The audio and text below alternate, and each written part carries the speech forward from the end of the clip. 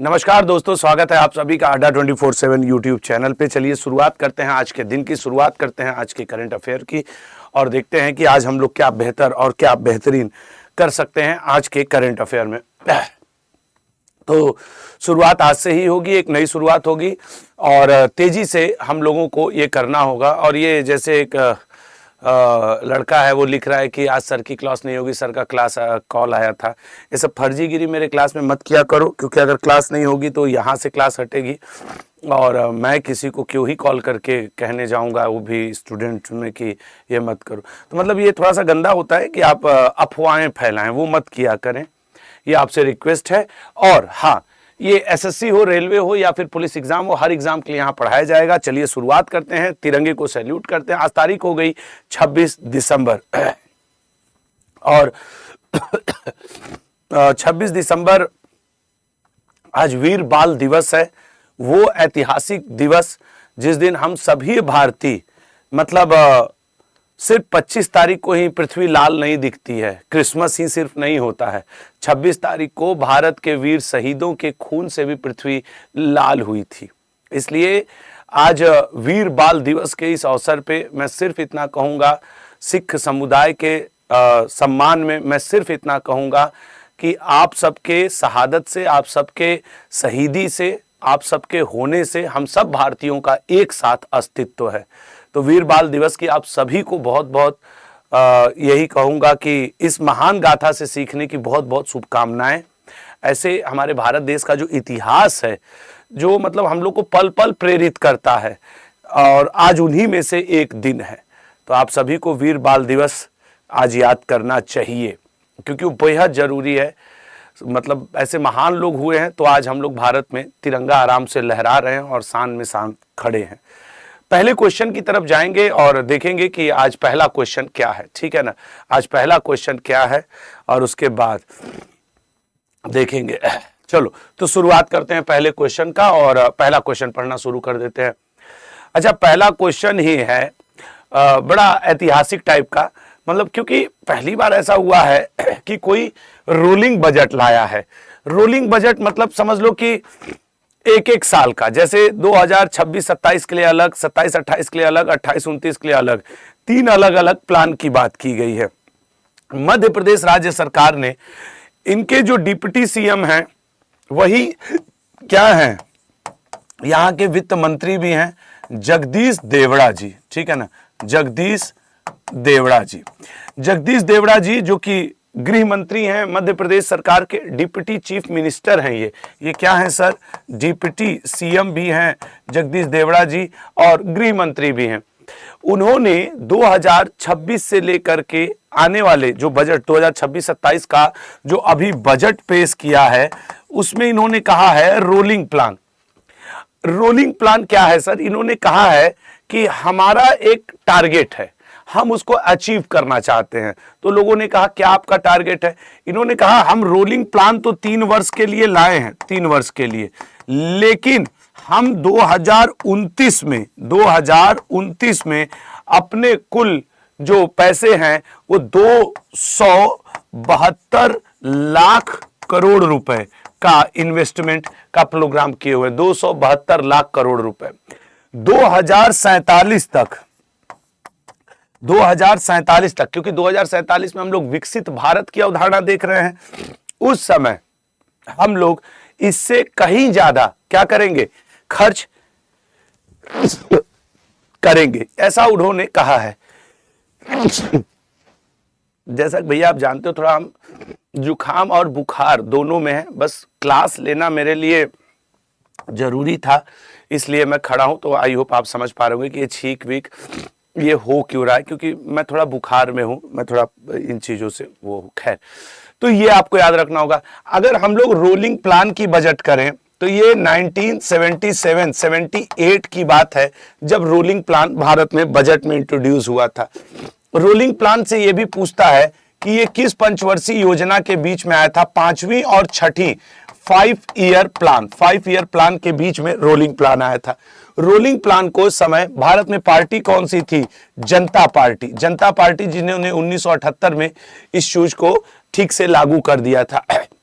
और rolling plan का जो भारत में रूपरेखा तैयार किया था उस व्यक्ति का नाम क्या था? Gunnar Myrdal. ठीक है ना, गुन्नार मिर्डल मॉडल पर यह आधारित था, गुन्नार मिर्डल मॉडल पर आधारित। तो ये भी आपसे पूछ सकता है स्टैटिक में, और करंट में जो आपसे पूछ सकता है वो ये पूछ सकता है।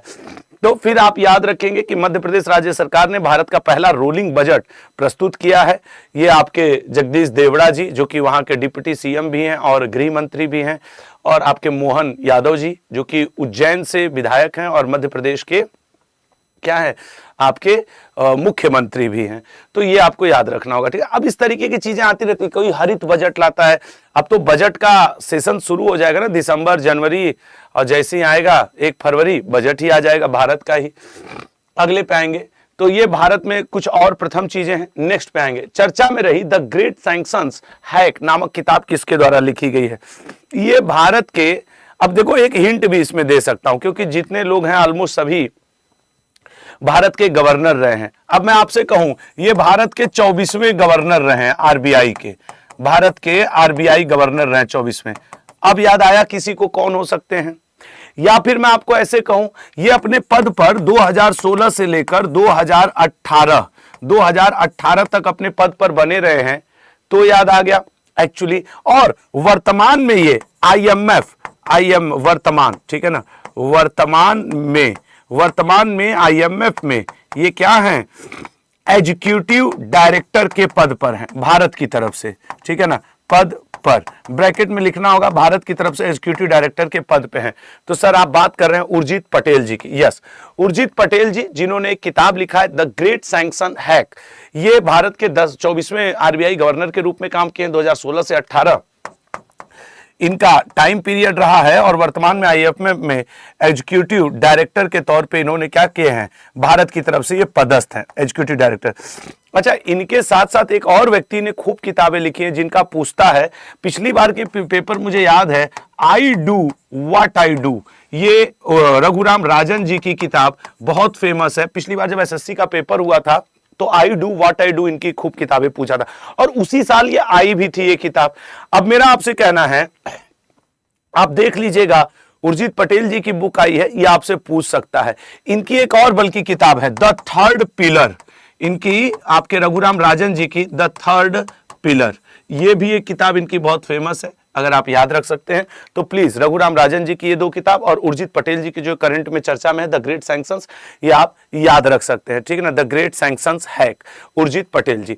अगले क्वेश्चन पे आएंगे और देखेंगे, जो स्टूडेंट कह रहे हैं सर इसकी पीडीएफ कहां से मिलेगी, तो ये पीडीएफ का देखो ये टेलीग्राम ग्रुप है current affairs by Ashutosh sir, जिसमें करीब 1,15,000 20,000 बच्चे होंगे। उसी ग्रुप को ज्वाइन करना है, यहाँ पे पीडीएफ मिलती है सुबह और शाम सारी। ठीक है ना, अगले पॉइंट पे आएंगे और फिर देखते हैं कि अगला क्या है सर।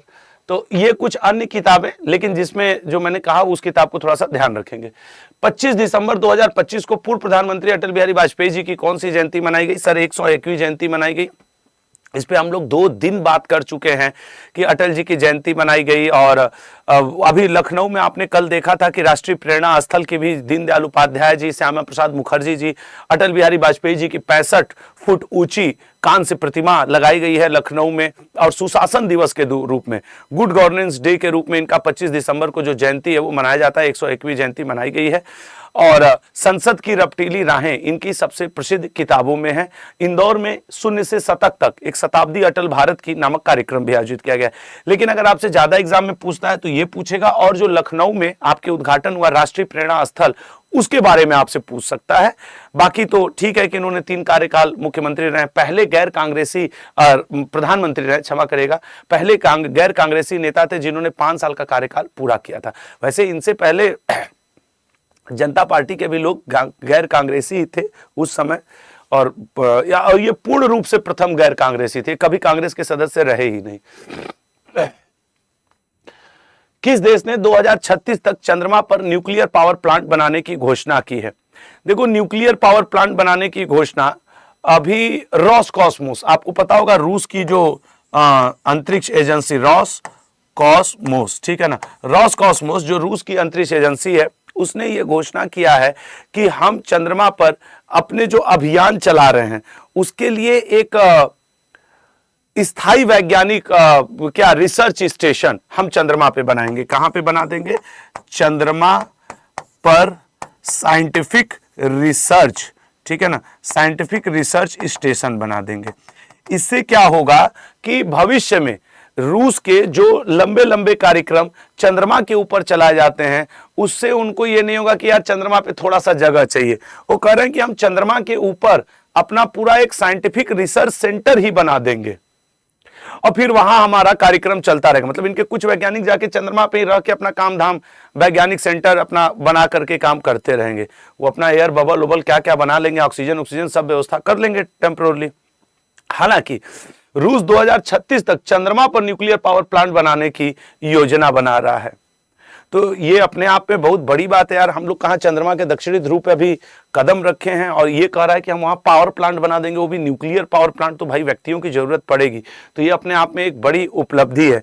अच्छा, मैं इस बीच में आपको ये भी इन्फॉर्म कर दूं छोटा सा कि यार 28 तारीख कल रहेगी, परसों 28 तारीख को 28 दिसंबर को लल्ला 7 पीएम पे आपके लिए करंट अफेयर वार्षिकांक, ठीक है ना, करंट अफेयर वार्षिकांक इसकी क्लास होगी आपकी। तो प्लीज सभी, और किस चैनल पे होगी, चैनल भी ध्यान रखिएगा, एसएससी अड्डा 24/7, एसएससी अड्डा 24/7। और मैं इसके बारे में क्लास के बीच में इसलिए भी एक बार बता रहा हूं क्योंकि अब आज और कल 2 ही दिन है जो मैं आपको इन्फॉर्म कर सकता हूं इसके बारे में। इस दिन मेरी करंट अफेयर की ईयरली बुक हिंदी और इंग्लिश में लॉन्च हो रही है। और साथ ही साथ आपको यह भी बता दें कि मेरा पूरा प्रयत्न होगा कि इसके साथ कोई ना कोई आपको कुछ ना कुछ ऐसा गिफ्ट दिया जाए कि आप खुश हो उससे, और वो पैसे में ना हो, ये सबसे बड़ी खासियत। बुक तो ऑलरेडी अब 150 रुपए की जो भी बुक रहे आपकी, मेरा एफर्ट होता है कि मैं आपको सस्ते से सस्ते पे बुक आपके घर तक पहुंचवा दूं। ओवरऑल आप करंट अफेयर के 1 वर्ष के करंट अफेयर की इस क्लास में जरूर उपस्थित रहिएगा, ये आपसे एक छोटा सा मेरा निवेदन रहेगा।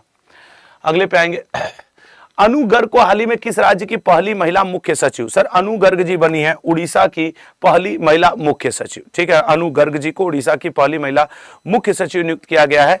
वैसे अनु गर्ग जी एक सीनियर आईएएस अधिकारी हैं और वो पहली ऐसी महिला है जो उड़ीसा के इन टॉप मोस्ट पदों पर पहुंची हैं, ठीक है ना। तो मनोज आहूजा का ये जगह लेंगी। अब जैसे हमारे उड़ीसा के जो भाई बहन दोस्त हमें देख रहे हो, उनके लिए ये ज्यादा इंपॉर्टेंट बना। हालांकि चूंकि किसी भी राज्य की पहली महिला मुख्य सचिव बनी है तो सभी लोग इसको केयर कर सकते हैं, इस न्यूज को, ठीक है। 2026 में आयोजित होने वाले पहले खेलो इंडिया ट्राइबल्स गेम का शुभंकर क्या है, जिसे हाल ही में लॉन्च किया गया है? देखो, पहले मोरवीर, अगर आप वो एक लाइन कही जाती है ना, छत्तीसगढ़िया सबसे बढ़िया, तो छत्तीसगढ़िया लैंग्वेज में मोर मतलब होता है हमारा, वीर मतलब क्या होता है, ये मोर मतलब हमारा साहस, ठीक है ना, हमारा या मेरा, और वीर मतलब साहस। तो ये हमारा साहस नाम से या मेरा साहस नाम से इसको लॉन्च किया गया है छत्तीसगढ़ में। अगर इसकी हम लोग बात करें तो ये 14 फरवरी को ये स्टार्ट हो जाएगा, 14 फरवरी को ये स्टार्ट हो जाएगा छत्तीसगढ़ में, जिसमें 7 प्रकार के खेल खेले जाएंगे। कितने प्रकार के? 7 प्रकार के खेल होंगे। 7 प्रकार के खेल में आपको, जैसे कि फॉर अगर हम लोग एग्जाम्पल के तौर पे चले, तीरंदाजी, एथलेटिक्स, मलखंभ, खास करके आपके तीरंदाजी इसमें खेला जाएगा, यस सर। मलखंभ गेम इसमें खेला जाएगा, और एथलेटिक्स गेम भी इसमें खेला जाएगा। तो ये एंड सो ऑन, इस तरीके के खेल इसमें आपके खेलो इंडिया ट्राइबल्स गेम में खेले जाएंगे। लेकिन आपको जानकारी के लिए बता दें कि ये जो खेलो इंडिया ट्राइबल्स गेम है, पहले छत्तीसगढ़, अभी भी है जगह, वो बस्तर ओलंपिक हुआ करता था। छत्तीसगढ़ में एक जगह नाम है लल्ला बस्तर। तो ये जो बस्तर में खेलों का आयोजन होता था, उसी बस्तर में जो खेल होता था उसको हम लोग कहते थे बस्तर ओलंपिक, ठीक है ना। बस्तर ओलंपिक के नाम से ये प्रतिवर्ष आयोजित होता था। अब ये जो बस्तर ओलंपिक है, इसी का नाम बदल करके किया गया है खेलो इंडिया ट्राइबल्स गेम। अब ये पहली बार हो रहा है, ये फर्स्ट आयोजन है, तो याद रखिएगा बस्तर ओलंपिक ही हो गया है खेलो इंडिया ट्राइबल गेम्स, ठीक है ना। बस्तर ओलंपिक ही क्या हुआ मेरे लल्ला? खेलो इंडिया ट्राइबल गेम्स हुआ है, ठीक है।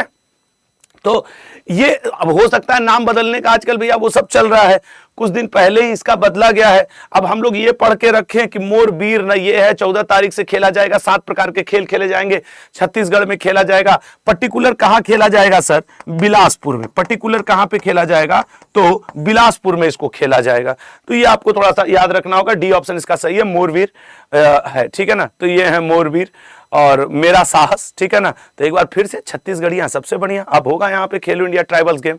चलिए अगले पॉइंट पे आते हैं। अब जब होगा तो उसके बारे में हम लोग पढ़ा जाएगा कि कौन गोल्ड मेडल जीता, कौन सिल्वर, कौन ब्रोंज मेडल। या आपके क्या उसको गोल्ड को क्या कहते हैं? स्वर्ण पदक, रजत पदक और कांस्य पदक। अगले पॉइंट पे आएंगे। खेलो इंडिया यूथ गेम्स यहाँ पे दोहरा लिया जाए कि 7वां संस्करण 4 से 15 में बिहार के 5 शहरों में आयोजित हुआ था। प्रदर्शन खेल ई स्पोर्ट्स था। विजेता महाराष्ट्र था, दूसरा स्थान हरियाणा को मिला था। अब देखो, जो मैं साल भर का करंट अफेयर पढ़ाऊंगा उनमें ये सारी चीजें मैं कवर करूंगा 28 तारीख को शाम 7 बजे, इसी 28 तारीख को। तो इसलिए आपसे एक रिक्वेस्ट है कि प्लीज 28 तारीख को शाम 7 बजे प्लीज और प्लीज लाइव रहिएगा आप लोग। दुनिया के सबसे बड़े ओपन एयर थिएटर फेस्टिवल धनु यात्रा को किस राज्य में शुरू किया गया? धनु यात्रा। देखो, धनु यात्रा के बारे में हम बताएं, ये क्यों कहा जा रहा है कि ओपन, ठीक है ना, ओपन एयर थिएटर सबसे बड़ा है ये दुनिया में। इसलिए क्योंकि आपको जानकर आश्चर्य होगा, थिएटर फेस्टिवल, इसमें 8 किलोमीटर लंबा टेंट वेंट लगाया जाता है। 8 किलोमीटर, सोचो। अब 8 किलोमीटर लंबे दायरे में फैला हुआ एक रंगमंच होता है। 8 किलोमीटर लंबा रंगमंच बनता है। उस रंगमंच पे विभिन्न प्रकार के प्रतियोगिताएं, सांस्कृतिक महोत्सव चलती रहती हैं। ये लगभग 11 दिन, 11 डेज, ठीक है ना, 11 डेज तक ये होता है। 11 दिन तक ये लगातार चलता रहता है। तो फिर हुआ ना ओपन एयर थिएटर फेस्टिवल सबसे बड़ा, ठीक है ना, जो 8 किलोमीटर में तो खाली उसका पूरा मंच वंच लगा हुआ है। आप बात समझ पा रहे होंगे। ये उड़ीसा में आयोजित होता है, प्रतिवर्ष आयोजित होता है। और इस रंगमंच में धनु यात्रा, कई बार आपके एग्जाम में आता है कि धनु यात्रा में बेसिकली किया क्या जाता है, क्या दर्शाया जाता है? भगवान श्री कृष्ण जी, प्रभु श्री कृष्ण जी के बचपन, इनके बचपन से लेकर के जो कंस का जो इन्होंने वध किया था, उसका बचपन टू कंस वध का मंचन वहां पे धनु यात्रा में किया जाता है। जैसे कि आप लोग को याद हो कि गोवा में भी एक इस तरीके का चिकल कालो महोत्सव मनाया जाता है। जिस चिकल कालो महोत्सव में मिट्टी से लोग खेलते हैं, जिसमें कि ये दर्शाने की कोशिश, एक अभिव्यक्ति होती है कि भाई भगवान श्री कृष्ण जैसे बचपन में उन्होंने मिट्टी के साथ खेला था वो, तो उसी तरीके का ये एक धनु यात्रा आपके क्या है, धनु यात्रा फेस्टिवल है जो उड़ीसा में मनाया जाता है। और इस तरीके का अब इसमें कंस वंस को दिखाया जाता है, फिर भगवान श्री कृष्ण को दिखाया जाता है। World biggest open theatre. अब ये इस समय हो रहा है। अब फरवरी मार्च में तुम्हारा एमटीएस का एग्जाम रहेगा, जीडी का एग्जाम रहेगा, अन्य एग्जामों का डेट रहेगा, कुछ दिन बाद सीपीओ का। तो पूछ देगा कि धनु यात्रा किस राज्य में होता है, तो लड़के कहेंगे उड़ीसा में। कुछ कहेंगे सर स्टैटिक जीके खूब पूछ रहा है। लल्ला, स्टैटिक जीके वही पूछता है जो करंट में चर्चा में होता है। अब तुम चाहे इसको करंट से जोड़ लो चाहे स्टैटिक से। तो इसलिए जब आप करंट अफेयर पढ़ते हो ना, उसमें जो मेला महोत्सव मंदिर जिग्र में होता है ना, वो खोज करके स्टैटिक में रट लिया करो और देख लेना किसी भी एवरेज स्टूडेंट से आप अच्छा परफॉर्म करके आओगे। ये बात आप कंफर्म कर लेना। चलिए अगले क्वेश्चन पे आते हैं। तो आप समझ गए होंगे कि धनु यात्रा कहां होता है, क्यों होता है, किस डेट में होता है और क्या इसका प्रसंग है। हाँ, महोत्सव तो मैं दोहराना चाहूंगा कि रोलैन उत्सव हिमाचल प्रदेश में हो रहा है। 56वां भारतीय अंतर्राष्ट्रीय फिल्म महोत्सव गोवा में, 8वां अंतर्राष्ट्रीय चेयर कविता महोत्सव कोलकाता में, संगाई फेस्टिवल मणिपुर में, मंगसीर बग्वाल उत्सव उत्तराखंड में। अगले पे लिस्ट ए क्रिकेट में शतक लगाने वाले सबसे युवा खिलाड़ी कौन बन गए? भैया ये तो जो विजय हजारे ट्रॉफी हो रही है, ठीक है ना, उसमें बहुत सारे रिकॉर्ड बन रहे हैं। कल मैंने देखा जो बिहार की टीम है, बिहार की टीम वो करीब 570 प्लस रन, मुझे एग्जैक्ट नहीं याद है, शायद 576 या 73 रन बना दी। वो बिहार का जो कप्तान है उसकी मोदी जी ने बड़ाई की, मात्र 32 गेंद पर उसने शतक मार दिया बिहार के कप्तान ने। विराट कोहली, रोहित शर्मा, ईशान किशन सब शतक मारे जा रहे हैं। ये तो 84 गेंद पे 190 रन मार दिए। लेकिन मुझे इस बात का सच बताऊं, बहुत अफसोस है, अभी पाकिस्तान से अंडर 19 का एशिया कप फाइनल चल रहा था, आउट हो गए, यहां आकर के चूम रहे हैं। मतलब यार, फाइनल आप हार रहे हो, लिस्ट ए क्रिकेट में आप लोग बेहतर कर रहे हो, तो बतौर भारतीय क्रिकेट फैन दिल तो दुखी होगा ना। आप वर्ल्ड मंच पे हार के आ गए, यहाँ मारे। कल आपको शायद ना पता हो, विजय हजारे ट्रॉफी में, कल विजय हजारे ट्रॉफी में 22 शतक लगे हैं एक ही दिन में, 22 शतक लगे हैं। इससे पहले लिस्ट ए क्रिकेट में 19 शतक का रिकॉर्ड हुआ करता था, ठीक है ना। लेकिन फिलहाल इस तरीके की जो चीजें हैं, ठीक है ना, इस तरीके की जो चीजें हैं, ठीक है, अच्छा लगता है कि भारत के खिलाड़ी आगे बढ़े, खेलें, बढ़िया करें, ठीक है ना। तो चलिए अगले पॉइंट पे आते हैं और देखते हैं अगला पॉइंट क्या है। रेल विकास निगम लिमिटेड का अध्यक्ष और प्रबंध महानिदेशक किसे नियुक्त किया गया? रेल विकास निगम लिमिटेड का। लल्ला एक बात बता दूं आपको कि पहले तो ये समझना होगा कि सर रेल विकास निगम लिमिटेड ये काम क्या करता है, क्योंकि तुम लोग में भी सब लोग, आधे लोग तो रेलवे की ही तैयारी करते हो। तो रेल विकास निगम लिमिटेड की 2003 में स्थापना हुई थी। इसकी स्थापना की अगर हम लोग बात कर ले, RVNL की 2003 में। इसका काम क्या होता है सर? इसका काम होता है विद्युतीकरण, ठीक है ना, रेलवे की पटरियों का दोहरीकरण,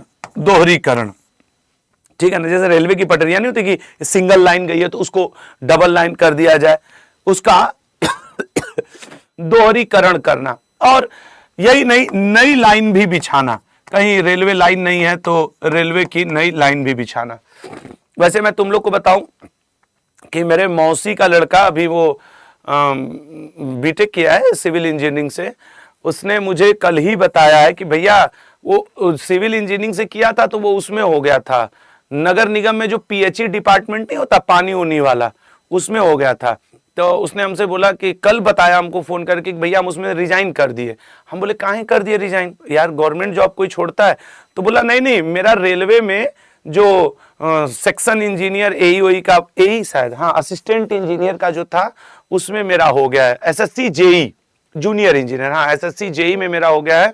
और चूंकि उसने सिविल इंजीनियरिंग किया है तो बोला मैं गया था जबलपुर और मेरी अगले हफ्ते में सोमवार से ज्वाइनिंग आएगी। आपको आज बता रहा हूँ, ये 1 महीने से मैंने प्रयत्न किया हुआ है, समझ रहे हो। तो अब हमारा टिकट मिलना आसान हो गया। हम उसको बधाई दिए, हम बोले कि अब देखो तुम रेलवे में हो गए, अब टिकट बनवाते रहना। और मैं तुमको ट्रस्ट करके एक बात बताऊं भाई, उसने 4-5 कंपटीशन निकाले हैं और उसका भी, सलील का भी हमेशा यही कहना रहता है, एक बार सिलेबस तैयार करिए फिर आप कई कंपटीशन निकालोगे, ठीक है ना, कई कंपटीशन निकालोगे। तो हमेशा आप पहले सिलेबस तैयार करो। आप अलग अलग एग्जाम के पीछे जब भागते हो ना तो मैटर फंसता है कई बार। बस मैं इससे ज्यादा और कुछ नहीं कहूंगा। तो RVNL जिसकी 2003 में स्थापना की गई थी, विद्युतीकरण, दोहरीकरण, नई लाइन, ये सब बिछाने का कार्यक्रम ये करती है। इसके नए जो अध्यक्ष बने गए हैं वो सलीम अहमद जी बनाए गए हैं। और ये अब क्या करेंगे कि 2029 तक अपने पद पर बने रहेंगे। 2029 तक जो इनका कार्यकाल है वो 2029, तब तक लगभग इनका रिटायरमेंट आ जाएगा, क्योंकि मतलब अब रिटायरमेंट के करीब है और ये बने रहेंगे। अगले पॉइंट पे आते हैं। भारत की पहली राष्ट्रीय आतंकवाद विरोधी नीति को गृह मंत्रालय द्वारा किसके साथ मिलकर तैयार किया जा रहा है? आज शाम को 10 मिनट शो रहेगा, ठीक है ना। गृह मंत्रालय के द्वारा किसके साथ मिलकर तैयार किया जाए? B option, NIA, national investigation agency के साथ भारत के जो गृह मंत्री हैं वो भारत की पहली राष्ट्रीय आतंकवाद विरोधी नीति को तैयार कर रहे हैं। अब ये तैयार हो जाएगा तो इसके बाद इस पे बात किया जाएगा। लेकिन अगर थोड़ा सा चर्चा में भी रहता है तो वो अपने लिए थोड़ा आसान हो जाता है, ठीक है, कि कम से कम माइंड में तो बना रहेगा कि यार गृह मंत्रालय नया नीति आतंकवाद के विरुद्ध ला रहा है। तो जब अगली बार आपको इसको, जब इसका डिटेल आएगा हम लोग के सामने, मतलब पूरे भारत के, तो इसके बारे में पढ़ा जाएगा। अभी तो यही है कि इनपुट के साथ अंतिम रूप दिया जा रहा है, तो मेंटली प्रिपेयर रहो कि ऐसा कुछ रूल भारत सरकार लाने जा रही है। अगले पॉइंट पे, भारत की सबसे बड़ी प्राचीन गोलाकार पत्थर की भूल भुलैया कहां खोजी गई है? सर महाराष्ट्र में खोजी गई है। महाराष्ट्र में, इसको देखो तुम लोग, ये अभी जमीन के नीचे ये धसी हुई थी, अब इसी में इसमें से निकलो उसमें, उसमें से निकलो उसमें, जैसे नहीं होता कि इस तरीके का, फिर इस तरीके का, ऐसा, फिर इसमें ऐसा, तो फिर इसमें ऐसा, समझ रहे हो। तो कोई कहीं से निकलने की कोशिश कर रहा है तो भूल भुलैया हो गया, इस तरीके का ये सब। अब शायद आप ज्यादा अच्छे से ये, लेकिन ठीक ठाक बन गया यार। हम अपने मम्मी को दिखाएंगे, मम्मी देखो हम भूल भुलैया बना दिए। कहेंगी तुम ही उसमें भूल जाओगे। हाँ मतलब मुझे खुद ही नहीं पता कि इसमें से निकलेंगे कैसे। तो भारत की सबसे बड़ी प्राचीन गोलाकार पत्थर की भूल भुलैया बनाया गया था, जो कि महाराष्ट्र में अब खोज करके निकाला गया है। और ये 50 फीट लंबा, 50 फीट चौड़ा और 15 पत्थरों से इसको इस तरीके के, मतलब ऐसे ऐसे वाले 15 पत्थर बनाए गए हैं, ठीक है ना। 15 पत्थर बनाए गए हैं। अब ये अच्छा, अगर भूल भुलैया की बात करें तो वर्तमान में जो भारत का कई भूल भुलैया है, लेकिन जो सबसे फेमस है वो बड़ा इमामबाड़ा, छोटा इमामबाड़ा। आप लखनऊ में जाएंगे तो वहां पे सबसे फेमस भूल भुलैया है, जो नवाब वाजिद अली शाह जी के समय से चल रहा है। अगला, अब यहाँ पे लखनऊ को यूनेस्को द्वारा रचनात्मक पाक कला शहर का भी दिया गया है। अगले आएंगे, भारत का पहला वर्चुअल रियलिटी माइन सिमुलेटर कहाँ शुरू किया गया है? IIT धनबाद। सिमुलेटर की जरूरत कहाँ पड़ेगी? जहाँ पे कोयला होगा, खनन होगा। तो भारत का पहला virtual reality mine simulator IIT Dhanbad में जी किशन रेड्डी जी के तत्वाधान में उद्घाटन किया गया और मिनरल्स के लिए ओपन किया गया है, ठीक है। चूंकि यार आज जुकाम है, इसलिए मैं थोड़ा सा जल्दी सेशन को खत्म कर रहा हूं, क्योंकि मतलब ना मुझे थोड़ा प्रॉब्लम है, जुकाम, सरदर्द, बुखार। सचमुच सरदर्द तो नहीं है, बुखार है मुझे थोड़ा। DRDO ने किस राज्य से आकाश NG मिसाइल सिस्टम के यूजर इवेल्युएशन ट्रायल को सफलतापूर्वक पूरा किया है? सर सी ऑप्शन, उड़ीसा में, ठीक है ना। DRDO ने किस राज्य से आकाश NG मिसाइल सिस्टम के यूजर इवेल्युएशन ट्रायल को पूरा किया है? तो सर उड़ीसा में पूरा किया है। जैसे ट्रक वरक पे ही रख के लॉन्च कर देते हैं ना, मतलब ये अपने आप में अच्छा है, बेहतर है। अच्छा, ये मैं 25 तारीख वाला रिवीजन इसलिए नहीं करवा रहा हूँ क्योंकि कल तो हम लोग का वीकली रिवीजन चलेगा, डिटेल वाला भी, कल डिटेल वाला भी रहेगा, वीकली भी कर लिया जाएगा। अच्छा, आपसे एक छोटा सा रिक्वेस्ट है, देखो ना एक लिंक लगी हुई, आज शाम को 10 मिनट होगा, ठीक है ना। और इस क्लास की PDF आपको यहाँ मिलती है, current affairs by Ashutosh sir, Telegram group join कर लीजिएगा।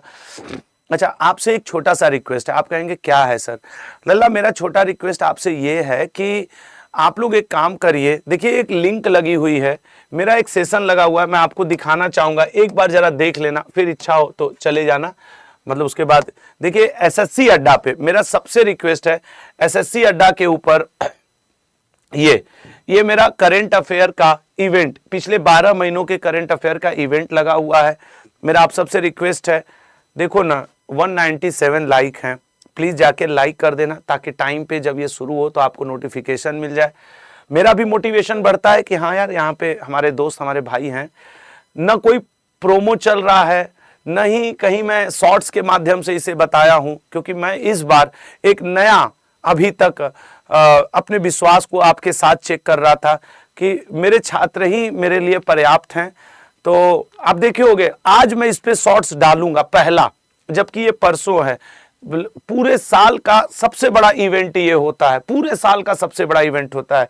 इसके लिए बाकायदे कहो तो चैनल वैनल पे हर जगह होना चाहिए, लेकिन मैं आपके इस बार भरोसे हूं कि इसमें कम से कम शाम को आप आएंगे SSC अड्डा पे तो 5 से 6 हजार बच्चे लाइव होते हैं।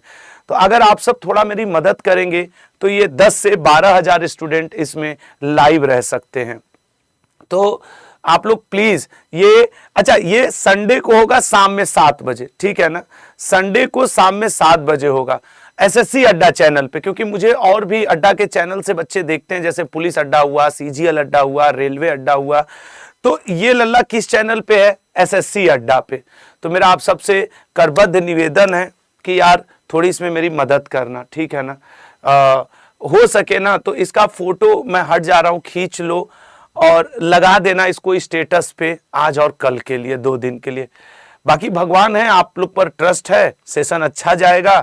क्योंकि एक YouTube फैकल्टी को और क्या इसमें चाहिए होगा कि अगर उसके सेशन में 12-15 हजार, 10 हजार बच्चे जुड़ जाएं, इट्स इनफ, ठीक है ना। तो आप लोग करना, मैं भी अपनी तरफ से कोशिश करूंगा, मैं भी आज इस पे शॉर्ट्स डालूंगा, आप लोगों को बताऊंगा। आप लोग वो मेरे शॉर्ट्स को भी उठा करके टेलीग्राम और अन्य माध्यमों में क्या कर सकते हैं, शेयर कर सकते हैं, ठीक है ना। हाँ, तो सब लोग यहाँ पे जाके एक बार सेशन को लाइक कर दें, और लाइक करने से ज्यादा आपकी ये जिम्मेदारी होगी कि आप इसको क्या करेंगे, टेलीग्राम के खूब सारे ग्रुप पे यहां से उठा करके शेयर करेंगे कि हाँ, ये 28 दिसंबर शाम 7 बजे आशुतोष सर पूरे साल भर का करंट अफेयर कवर करेंगे, ठीक है लल्ला। चलो, जय हिंद, जय भारत। आपके माता पिता को प्रणाम। एक बार पुनः वीर बाल दिवस की समस्त भारतवासियों के साथ हार्दिक शुभकामनाएं कि आज के दिन हमारे सिख समुदाय के दो महान सपूतों ने वो आदर्श प्रस्तुत किया था समाज में, जिसकी वजह से आज हमारी संस्कृति, सभ्यता सब कुछ गर्व करती है उनके ऊपर। तो जय हिंद, जय भारत। अपना और अपनों का ध्यान दीजिएगा। और आज के कम पढ़ाने के लिए माफ करना यार, थोड़ा सर्दी जुकाम